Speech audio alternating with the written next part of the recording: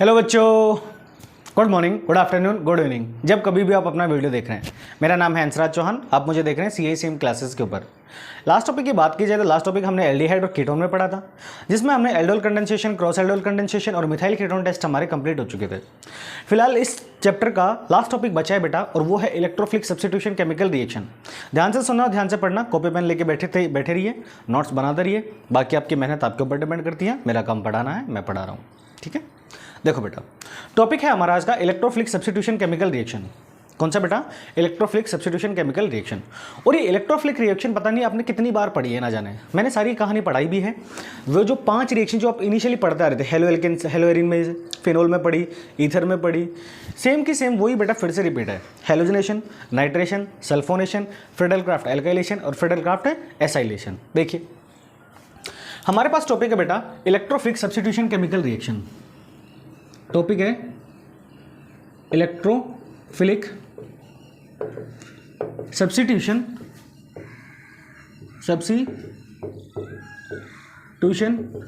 Chemical reaction. Substitution chemical reaction, ये हमारे पास टॉपिक है।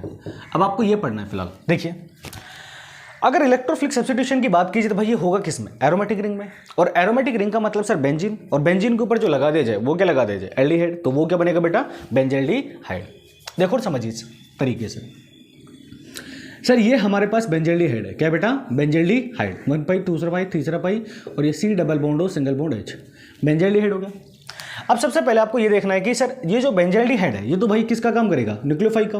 अब सर कोई ना कोई इलेक्ट्रोफाइल रिएक्शन पार्टिसिपेट करेगा, और ये पार्टिसिपेट करेगा तो आपका जो प्रोडक्ट है वो क्या बनेगा? यानी कि जो इलेक्ट्रोफाइल है ये सर किस पोजीशन पे जाके जुड़ेगा। समझना सिर्फ इतना है। अगर यहां से बेटा एक बात बताओ, इसमें बेंजीन रिंग को उठा के यहां पे रखूं, समझना चीज़ों को तरीके से।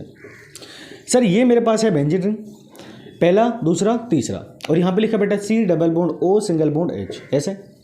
सर अगर इस कार्बन की बात की जाए तो कार्बन के साथ जुड़ा है ऑक्सीजन। इस ऑक्सीजन का इलेक्ट्रोनेगेटिविटी इस कार्बन की कंपैरिजन में ज़्यादा, तो बॉन्ड का इलेक्ट्रॉन कौन खींचेगा? ऑक्सीजन। जब बॉन्ड का इलेक्ट्रॉन ये खींचेगा तो भाई इस कार्बन पे चार्ज कैसा? पॉजिटिव। मतलब सर यहाँ पे लेने की बात की जाए तो जो इलेक्ट्रॉन है ये बेंजीन रिंग से ऊपर की तरफ जाएंगे। इसका मतलब ये जो एल्डिहाइड ग्रुप है ये किसका काम करेगा भाई? इलेक्ट्रॉन विड्रॉइंग ग्रुप का। किसका बेटा? Electron withdrawing group. अगर इलेक्ट्रॉन विड्रॉइंग ग्रुप का काम करेगा तो सर यहाँ पे जो इफेक्ट आएगा कौन सा आएगा बेटा?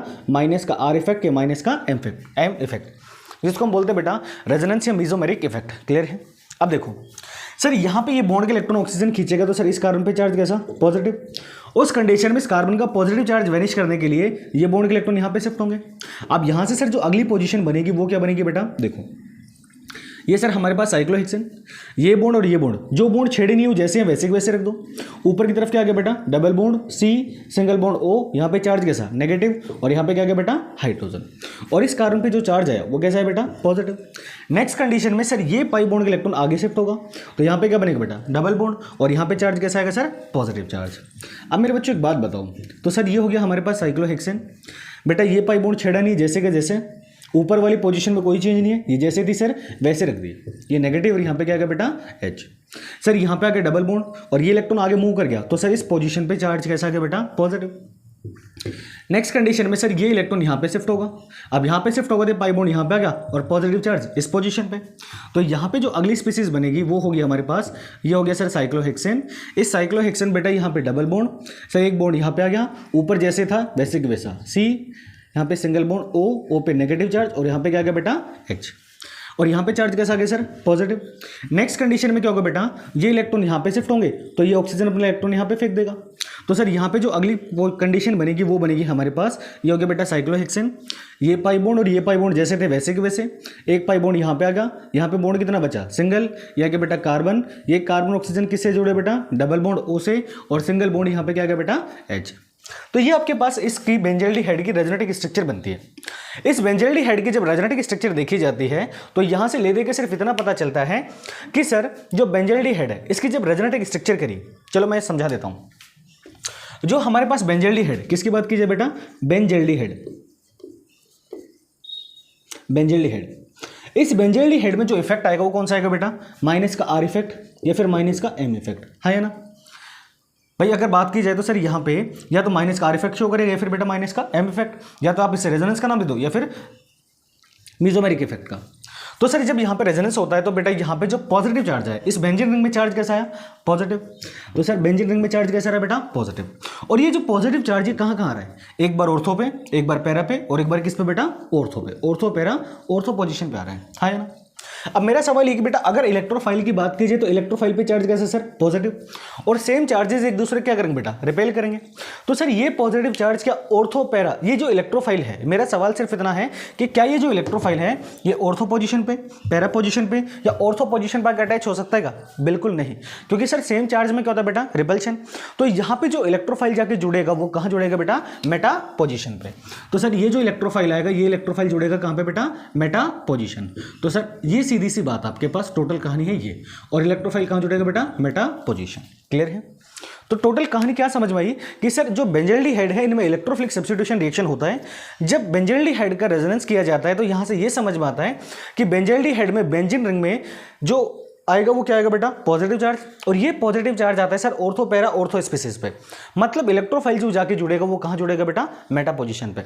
इस पोजीशन पे आगे जुड़ नहीं सकता क्योंकि सर इलेक्ट्रोफाइल पे खुद पे पॉजिटिव चार्ज, और ऑर्थो पैरा ऑर्थो पे भी कैसा चार्ज बेटा, पॉजिटिव चार्ज, और सेम चार्जेस एक दूसरे क्या करेंगे बेटा, रिपेल करेंगे। तो ये है इसका इनिशियल इंट्रोडक्शन पार्ट। अब आगे की तरफ चलते हैं। अब हमें जो पढ़ना है रिएक्शन बेटा, halogenation, halogenation, sulphonation, nitration, Friedel-craft alkylation और फ्रेडल-क्राफ्ट एसाइलेशन, ये सारी कहानी पढ़नी है। क्लियर है। इसका स्क्रीनशॉट ले लीजिए, आगे चलते हैं। 1 2 3 4 5 चलो। अब यहां से बेटा ले दे के जो समझना है, अब एक बात बताओ, ध्यान से सुनना और समझना। आपकी जो एनसीईआरटी की बुक है उस एनसीईआरटी की बुक में सिर्फ एक रिएक्शन दे रखी है और वो दे रखी है बेटा नाइट्रेशन। तो मैं भी आपको नाइट्रेशन पढ़ा रहा हूँ, बाकी सभी आप रिएक्शन कर सकते हो। मैंने ये कॉन्सेप्ट पहले पढ़ा रखा है। जो हेलोएल्केन हेलोरीन है उसमें भी कॉन्सेप्ट पढ़ा रखा है, फिनॉल में पढ़ा रखा है, ईथर में भी पढ़ा रखा है। ठीक है। तो यहाँ पे मैं सिर्फ नाइट्रेशन वाली रिएक्शन कर रहा हूँ। अगर नाइट्रेशन की बात की जाए, नाइट्रेशन की, तो सर जो नाइट्रेशन रिएक्शन होता है इसमें बेटा यूज़ किया जाता है क्या सर, H2SO4 और एक क्या यूज़ किया जाता है बेटा, HNO3, और दोनों किस में होगा भाई, सिंपल रेशियो में। किस में होगा बेटा, सिंपल रेशियो। अब सिंपल रेशियो का मतलब इतना है कि सर ये 1 मोल है तो ये भी कितना होगा बेटा, 1 मोल।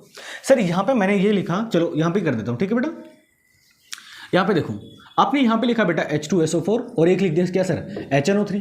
तो यहाँ पे बेटा सबसे पहले आपको क्या बनाना है, इलेक्ट्रोफाइल। और ये इलेक्ट्रोफाइल बनाने की कहानी मैं आपको बहुत बार बता चुका हूँ कि इलेक्ट्रोफाइल किस तरीके से जनरेट होगा। मेरी जो पिछली वीडियोज़ हैं उनमें आप देखिए, आपको पूरा समझ में आ जाएगा कि इलेक्ट्रोफाइल किस तरह से जनरेट किया जाता है। यहाँ पे इलेक्ट्रोफाइल के तौर पर जो बनेगा वो बनेगा बेटा NO2, जिसपे चार्ज कैसा, पॉजिटिव। तो सर ये NO2 कहाँ पर जाके जुड़ेगा बेटा, मेटा पोजिशन पे। बस इतनी सी रिएक्शन। क्लियर है।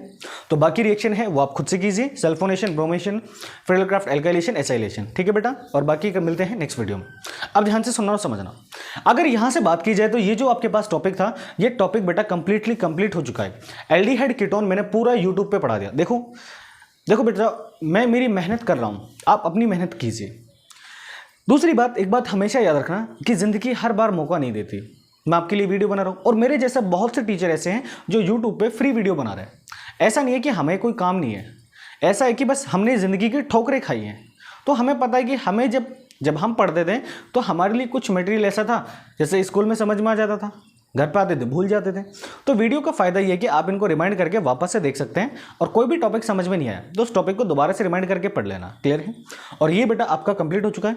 मैंने बेटा हेलोएल्केन कंप्लीट करा दिया यूट्यूब पे, हेलोरीन करा दिया, एल्कोहल करा दिया, फिनोल करा दिया, ईथर करा दिया, एल्डिहाइड हो गया, कीटोन हो गया। अब लास्ट हमारे पास बच रहा है कार्बोक्सिलिक एसिड, और वो मिलते हैं बेटा नेक्स्ट वीडियो में। और तब तक के लिए पहले करते रहिए, पढ़ते रहिए। All the very best.